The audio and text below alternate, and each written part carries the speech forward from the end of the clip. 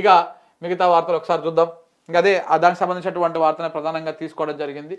ఇక ఇటు మండలిలో కూడా చర్చ బాగానే అయింది. రేవంత్ అన్ని అబద్ధాలు చెప్పిండు, గిన్నెస్ రికార్డు వస్తుంది, మోసం చేసి ఓట్లు వేయించుకున్నారు, హామీల అమలు ఊసే లేదు, పోలీస్ కమాండ్ కంట్రోల్ రూమ్లో పాలన, కరప్షన్కి కన్నింగ్నెస్కి నిదర్శనం ఈ బడ్జెట్, దేశంలో రాష్ట్రం పరువు పోతున్నది, కాంగ్రెస్ సర్కార్కి విజనే లేదని చెప్పేసి బీఆర్ఎస్ ఎమ్మెల్సీ కవిత మండలిలో మాట్లాడడం జరిగింది. దానికి అక్కడికి పోయే కంటే ముందు అప్పులేమో 1,58,000 కోట్లు, అభివృద్ధి ఏమో 0, ఈ తెచ్చిన అప్పులు వచ్చినటువంటి ఆమ్దాని అన్ని కూడా రేవంత్ రెడ్డి వాళ్ళ కుటుంబ సభ్యులు కాంగ్రెస్ పార్టీ వీళ్ళకు పోయినాయి అని చెప్పేసి కూడా వాళ్ళు నిన్న ఆరోపణలు చేయడం జరిగింది. సరే వీళ్ళు ప్రతిపక్ష పోలు కాబట్టి ఆరోపణలు చేస్తారు, ఏం కాలేదు మంచిగా కాలేదు అని చెప్పి చెప్తారని అనుకుందాం. మరి ఈయన మిత్రపక్షమే కదా, కాంగ్రెస్ పార్టీతో కలిసే ఉన్నారు కదా వీళ్ళు కమ్యూనిస్టులు.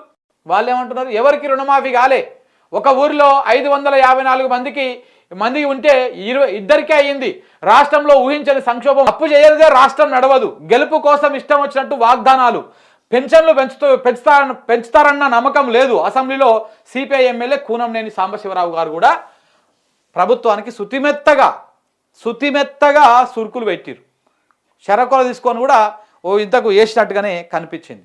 సో కాబట్టి ఇక మనలాంటి చెప్తుంటే వీడు కావాలని చెప్తున్నారు కదా, మరి ఈయన ఎందుకు చెప్పి రుణమాఫీ కాలేదని, ఈయన ఎందుకు చెప్పినట్టు? వాస్తవం అదే కాబట్టి అదే చెప్తా ఉన్నారు వారు కూడా, ఎందుకంటే రోజు దాచిపెట్టలేరు కదా, ఎంతకన్నా మోసుకొస్తారు. వాస్తవం అదే కాబట్టి ఈ రకంగా రుణమాఫీ ఎవరికి కాలేదు, మీరు అన్ని డొల్ల చెప్తా ఉన్నారు, అన్ని దొంగ మాటలు చెప్తా ఉన్నారు, రైతులను మోసం చేసిరని చెప్పేసి ఆయన కూడా చెప్పిండు. అప్పు చేయింది రాష్ట్రం నడదంటే తెచ్చిన అప్పును మింగుతురు, వచ్చిన ఆదాయాన్ని కూడా మింగుతున్నారని కూడా ఆయన కూడా ఇండైరెక్ట్గా చెప్తున్నాడు. బాలు నాయక్ రేవంత్ క్లాస్ వీకినంట. ఏమని వీకినంట అంటే, మొన్న బాలు నాయక్ ఏమన్నాడంటే, లంబాడీలకు అన్యాయం జరుగుతుంది రేవంత్ ప్రభుత్వంలో, కేసీఆర్ ఏం అన్యాయం చేయలేదు మాకు, అయినా మాకిద్దరికి మా జాతి బిడ్డలు ఇద్దరికి అప్పుడు మంత్రి పదవులు ఇచ్చిండ్రు, ఈ ప్రభుత్వము ఎస్టీలు అంటే ఇక గిరిజనులలో ఉన్నటువంటి సీతక్కకు వీళ్ళకే ఇచ్చిండు కానీ మా లంబాడి బిడ్డలకు మాత్రము ఇయ్యలేదు, సో కాబట్టి మాకు మంత్రి పదవి ఇవ్వాలి అని చెప్పేసి ఆయన కొంత ఘాటుగా ఆయన అసెంబ్లీ లాబీలో మాట్లాడడం జరిగింది. ఆ విషయాన్ని గమనించి ఆ విషయము ఈయనకు బాగా నొచ్చుకుందంటారు రేవంత్ రెడ్డి గారికి. నొచ్చుకొని రక్తాలు వచ్చే వరకే పిలిపించుకొని నువ్వు గట్ట మాట్లాడతావా, అది కరెక్ట్ కాదా అని చెప్పాగానే వెంటనే మళ్ళీ లేచిగో అసెంబ్లీలో రైతులు అంతా మంచి సంతోషంగా ఉన్నారు అని చెప్పేసి మాట్లాడాడు. రైతులు అందరూ సంతోషంగా ఉన్నారట బాలనాయక్కి. పోదామా దేవరకొండ నియోజకవర్గంలోనే, ఏ ఊరు కోదాం చెప్పు, ఏ ఊరు కోదాము, మీ సొంత ఊరు కోదామా లేకపోతే ఏ ఊరు కోదాము? దేవరకొండ నియోజకవర్గంలో మెజారిటీగా తండావాసులే ఉన్నారు. ఆ తండావాసులు ఏ తండా దగ్గర కోదామో చెప్పండి, పోయి రైతులు సంతోషంగా ఉన్నారా, మీరు అందరు సంతోషంగానే ఉన్నారా, కొందరే సంతోషంగా ఉన్నారా, అసలు ఎవరు సంతోషంగా లేరా అడుగుదాం పోయి. మీరు రండి ఎమ్మటి, మేము కూడా వస్తాం మైక్ పట్టుకొని లైవ్లనే అడుగుదాము, ఎక్కడ ఎలాంటి తారతమ్యం లేకుండా. ఎందుకంటే అబద్ధాలు అసెంబ్లీలో ఎప్పుడు రైతులు సంతోషంగా ఉన్నారు. నల్లగొండ రైతులు అరిగోస పడుతురు. నిన్న కూడా ఫోన్ చేసిర్రు కొంతమంది మిత్రులు, అన్నాకే మాది హాలియా దగ్గర వరద కాలువ కింద ఉంటాయి మా పొలాలు, ఏదో ఒక 2 రోజులు ఒక రెండు తళ్ళకి ఇచ్చిపోతే మా పంట పండుతుంది, పొట్టకొచ్చింది, ఇప్పుడే కంకులు ఎర్రవారుతా ఉన్నాయి, ఇప్పుడు జర్ర ఎత్తు గట్టి పడేదాకా 1-2 తళ్ళు పడ్డావనుకో మేము బతికి బయట పడతామని చెప్పేసి రైతులు గోస పడతా ఉన్నారు. చేత కాదు మనకు నీళ్ళు ఇయనికి కానీ అందరు మంచుకున్నారు, మేము రుణమాఫీ అందరికి చేసినాము, అందరు మంచుకున్నారా? రేవంత్ రెడ్డి మెప్పు కోసం, ప్రభుత్వం దగ్గర మార్కుల కోసం, నీకు మంత్రి పదవి కోసం ఇట్లా అబద్ధాలు చెప్తా ఉంటాం.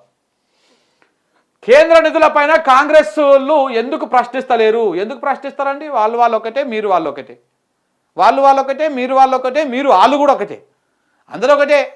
ఇప్పుడు రేవంత్ రెడ్డి గారు బీజేపీని ప్రశ్నించే దమ్ము ధైర్యం లేదు, మీకు గట్టిగా మాట్లాడేటువంటిది మీరు మాట్లాడుతున్నారు పర్లేదు, అక్బరుద్దీన్ ఓవైసీ మాట్లాడుతూనే ఉంటాడు, ఈయన శంగుశంగానే ఎగురుతూ ఉంటాడు, అసదుద్దీన్ ఆడ చక్కగా చేస్తూ ఉంటాడు, మళ్ళీ వెంటనే అంత ఒకటే మనోళ్ళే జర ఏదో అవుతుంటుంది అట్లా అని చెప్పేసి. ఇక చూడండి రైతులు అంతమంది చక్కగా ఉన్నారు అన్నాడు కదా, ఇక చూపిస్తా చూడు ఇక్కడ. ఇగో తెలంగాణలో ఒకవైపు వరి పంట కోతలకు సిద్ధమవుతుండగా మరొక వైపు నీళ్ల కొరతతో చివరి తడులకు నీరందడం లేదు. పెద్దపల్లి జిల్లా ధర్మారం మండలంలోని కొత్తపల్లి గ్రామంలో ఎండినటువంటి వరి పొలంలో రైతు బూఖ్యా రమేష్ నాయక్, మీ బిడ్డనే బాలునాయక్ కనపడుతుందా? ఇది చూడండి, ఇగో ఎండిపోతున్నటువంటి పంట. అసలే రకరకాల సమస్యలతో లబోదిబోం అంటున్న రైతన్న పాలిట చెడగొట్టు వానలు పిడుగుపాటులా మారాయి. నిజామాబాద్ జిల్లా బోధన్ మండలము బండర్పల్లి గ్రామ శివార్లో రాళ్ల వానతోటి నేల కొరిగిపోయింది. ఇక ఏమంటారు శతకోటి దరిద్రాలు అన్నీ ఈ రైతుల చుట్టుముట్ట తిరుగుతూ ఉంటాయి. ఓవైపు ప్రభుత్వం చక్కగా నీళ్ళు ఇయ్యక, పెట్టుబడి ఇయ్యక, ఇవి ఇయ్యక ఆటగోస పడతా ఉంటే ఈ వారదేవుడు వచ్చి కళ్ళలో నీళ్ళు పోసుకొని పోయింది మొత్తం. ఉన్న కాడికి అంతా నెల కొరిగిపోయింది, నెల రాలిపోయింది మొత్తం అంతా కూడా. ఇంకా వాలిన చేను కూలిన రైతు, 5 ఉమ్మడి జిల్లాల్లో అకాల వర్షం, దెబ్బతిన్న పంటలు. ఇక చూడండి ఎక్కడెక్కడ ఉన్నాయో చూడండి, చూపిస్తా. ఇగో సాగర్ డేంజర్ బెల్స్, డెడ్ స్టోరేజ్కి చేరువలో నీటి మట్టం. మొత్తం పంపి అన్ని చంద్రబాబుకి ఫోన్ చేసి ఎత్తుకపో అన్న, ఇంకేమైనా ఉన్నాయేమో, నన్ను ఓటుకు నోటు కేసు నుంచి మాత్రం కాపాడు, నీళ్ళు మాత్రం ఎత్తుకపోతూనే ఉండు, నువ్వు అక్కడ శ్రీశైలం వెనకాలకెళ్ళి ఎత్తుకపో, సాగర్కెళ్ళి ఎత్తుకపో, అన్ని ఎత్తుకపో, మోడుతో మాట్లాడి మాత్రం ఓటుకు నోటు కేసులో నన్ను కాపాడు, నా ముఖ్యమంత్రి పదవిని కాపాడు. ఇక ఈ ప్రయత్నం చేస్తూ ఉన్నాడు ఆయన. డెడ్ స్టోరేజ్కి పోయిందంట నీటి మట్టం, వరద కాలువకు ఆగిపోయిన నీళ్లు. ఈ వరద కాలువలో నీళ్ళు వస్తే పాపం వాళ్ళు ఈ ఒక్క తడి 2 తళ్ళు, అతి కష్టం మీద ఒక్క తడి పడ్డా కానీ వాళ్ళు బయటపడతారు. నేను నాకు పంపించిన ఆ వీడియో ఉందా, అది దాని గురించేనా? నిలిచిపోయిన వరద కాలువ మోటార్లు, నీళ్లు లేక బోసిపోతున్న ప్రధాన కాలువ, 30,000 ఎకరాల ఆయకట్టు పైన నీలి నీడ, తీవ్ర ఆందోళనలో అన్నదాతలు. శ్రీశైలం నుంచి విడుదల చేస్తేనే గట్టెక్కేది, అయిపోయి మంచిగా ఉన్నారని చెప్తున్నారు కాంగ్రెస్ వాళ్ళు. మా కోమటిరెడ్డి రెడ్డి కూడా ఎందుకు సిగ్గు అనిపిస్తలేదో ఏమో పాపం, నాకు అర్థమైతే లేదు. మళ్ళీ మాట్లాడితేనేమో గిట్లా మాట్లాడతారా అంటారు. గట్ట అబద్ధాలు మాట్లాడవచ్చు, మరి పచ్చి అబద్ధాలు అసెంబ్లీలో అంత మంచిగా అంటారా? అసలు ఒక్క ఎకరం ఎండిపోలేదు అంటారు నల్లగొండల. మా జ్యూస్ మంత్రి గారు మాట్లాడుతున్నారు, బాలునాయక్ మాట్లాడుతున్నాడు. ట్రాన్స్ఫార్మర్లు కాలిపోతున్నాయి, డీడీలు కట్టి నెలలు దాటినా దిక్కు లేదు, కరెంటు లేదు, పంటలు ఎండుతున్నాయి, సిబ్బందితో సమస్యలు, ప్రతి పనికి పైసలు. ఈఆర్సీ విచారణలో రైతుల ఆవేదన. మొత్తం కాంగ్రెస్ అంటే కరప్షన్, కరప్షన్ అంటే కాంగ్రెస్. కరెంటు రావాలంటే పైసలు ఇవ్వాలి, ట్రాన్స్ఫార్మర్ తెచ్చి ఫిట్ చేయాలంటే పైసలు ఇవ్వాలి, లంచాలు ఇస్తేనే పని చేస్తారు. ఇది జరిగేటిదేనా? ప్రాణాలు కబలిస్తున్న షాకులు. 3 రోజులకు 2 బలి, రోజుకు 2 పశువుల మృతి వెల్లడించిన ఎస్పీడీసీఎల్. ఇది ప్రభుత్వమే కాదు, అటు ప్రకృతి కూడా రైతన్న పైన పగబట్టినట్టుంది. సర్కారు వైఫల్యంతో సాగునీటి సంక్షోభం ఏర్పడి ఒకవైపు పంటలు ఎండిపోతుండగా మరొక వైపు వడగండ్ల వానలు దాపురించాయి. నీళ్లు లేక పంటలు ఎండుతుండగా అంతో ఇంతో పడుతున్న పంటలపైన శుక్రవారం రాళ్ల వాన పడింది. దాదాపు 5 ఉమ్మడి జిల్లాల్లో కురిసినటువంటి రాళ్ల వానతో అనేక ఎకరాల్లో పంట నష్టం సంభవించింది. పొట్టకొచ్చి ఈయన దశలో ఉన్నటువంటి వరి, మొక్కజొన్న తదితర పంటలు వడగండ్ల దెబ్బకు నేలకొరిగాయి. కొన్ని చోట్ల మార్కెట్లకు తెచ్చినటువంటి ధాన్యం కూడా మొక్కలు కూడా తడిసిపోయి ఆగమైపోయినటువంటి పరిస్థితి. ఇది ఈ రైతాంగం పరిస్థితి. ఇప్పటిదాకా చనిపోయినటువంటి రైతుల సంఖ్య 456 మంది. అయ్యో రామచంద్ర. ఇకపోతే దక్షిణాదికి అన్యాయమే. నేడే చెన్నైలో అఖిలపక్ష సమావేశం హాజరవుతున్న బీఆర్ఎస్ బృందం. కాంగ్రెస్ వాళ్ళు పోతామంటారుగా, ఆయన ఎవరా? రేవంత్ రెడ్డి. నేనే స్వయంగా పోతానట్టుగా పోతున్నాడు నయ్యాలా? పోవాలి. నువ్వు జర గట్టిగా మాట్లాడాలి, మోడీ షోలో గట్టిగా వాడాలి. అది పడితేనే మరి మళ్ళీ ఓటుకు నోటు కేసో లేకపోతే ఈడీ కేసో ఏదో బయటకు వస్తుంది. డీలిమిటేషన్ పైన రాష్ట్రాలు ఐక్యంగా పోరాటం చేయాలి. ప్రాతినిధ్యమే కాదు, కేంద్రం నిధులు కూడా తగ్గిపోయాయి. ఇది రాజకీయ సమతుల్యతను దెబ్బతీసే నిర్ణయం. కేంద్రం విధానాన్ని తొలి నుంచి వ్యతిరేకిస్తున్నాం. ఇకనైనా స్పందించకుంటే చరిత్ర క్షమించదు. కేటీఆర్. మరో జాతీయ ఉద్యమం తప్పదు అని చెప్పేసి సీఎం స్టాలిన్ కూడా చెప్తా ఉన్నాడు. ఇప్పుడు నేను కాంగ్రెస్ రేవంత్ రెడ్డి గారు పోతురు కదా దీనికి, పోయిండు కదా.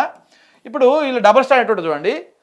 రాహుల్ గాంధీతో కూడా అనిపించాలి కదా. మరి కాంగ్రెస్ జాతీయ నాయకత్వంతో కూడా దక్షిణాది మీద కుట్ర జరుగుతూ ఉంది.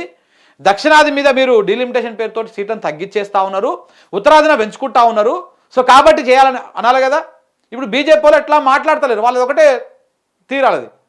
సో కాబట్టి మరి కాంగ్రెస్ వాళ్ళు, జాతీయ కాంగ్రెస్ వాళ్ళు సపోర్ట్ చేయదు, బెల్లం కొట్టే రాయి లెక్క ఉంటుంది. ఇక్కడ రేవంత్ రెడ్డి గారేమో ఎగురుతారు డీలిమిటేషన్ మీద. అంటే డబల్ డ్రామా, 2 కళ్ళ సిద్ధాంతం, డబల్ డ్రామా. అయితే కాళ్ళు పట్టుకో, అయితే జుట్టు పట్టుకోవాలి, లేకపోతే కాళ్ళు పట్టుకోవాలి. ఈ రకంగా రేవంత్ రెడ్డి పోయిందా? వీళ్ళు పోయారు కదా బీఆర్ఎస్ వాళ్ళు. ఆడనా ఇది?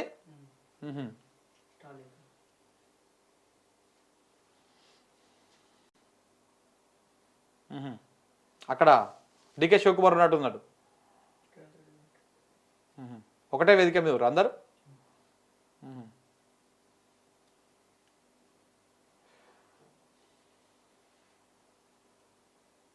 పినరాయి విజయన్ ఉన్నాడు.